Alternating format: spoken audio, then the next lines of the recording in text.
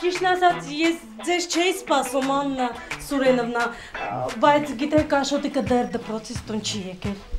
Ճիշտ ասած, ես դիտավորել եմ ընտրել այս ժամը, որ մենք իր մասին մի քիչ զրուցենք։ Դե ինչ, անցեք ներս։ Համեցեք, անցեք։ Համեցեք, Աննա Սուրենովնա։ Շնորհակալություն։ Ինչ ա պատահել, երևի էլի գրատախտակին անշնորհ բաները հա գրել։ Ոչ, էլ գրատախտակին անշնորհ բառեր չի գրում, Փառք Աստծո, միայն նկարում է, այն էլ երեխա է կանցնի, ոչինչ։ Ճիշտ ասած, ես լրիվ ուրիշ թեմա եմ եկել խոսեմ։ Ձեր տղայի մոտ շատ վատ առաջադիմություն է։ Նրա մոտ ամբողջ երեքներ են, մի քանի հատ երկուս ունի անգամ եւ ընդամենը 1-4 նկարչությունից։ Բայց Աննա Սուրենովնա, գիտեք, երեխան դժվար պայմաններում է ապրում։ Դե հայրը, ամուսինս, խմելու հետ սեր ունի, խմած տուն է գալիս, դեռ ավելին խանգարում է երեխաներին։ 2 օր տուն չի եկել։ Ես երևի ինքն է։ ես գնամ։ Չէ, նստեք։ Էսուր ես, 2 օր տուն չես եկել։ Էլ հիվանդանոց, էլ մորգ չմնաց, որ չզանգեմ։ Զանգելս մորգերը, հիվանդանոցները, որ առաջինը իմանաց, որ ես սատկել եմ։ Բարև ձեզ, Իրինա Սալտիկովնա։ Բարև ձեզ։ Ես տեսակ հեր ունեցողը ինչ գնահատականներ պիտի ունենա։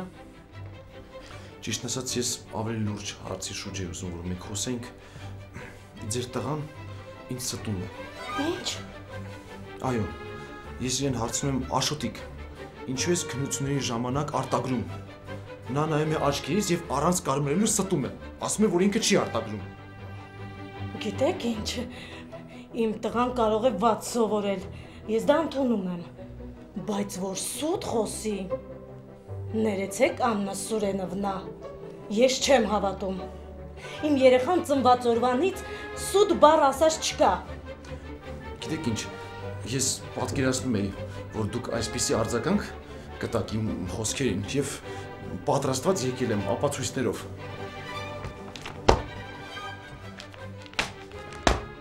Խնդրեմ, սա ձեր տղայինն է, չէ՞։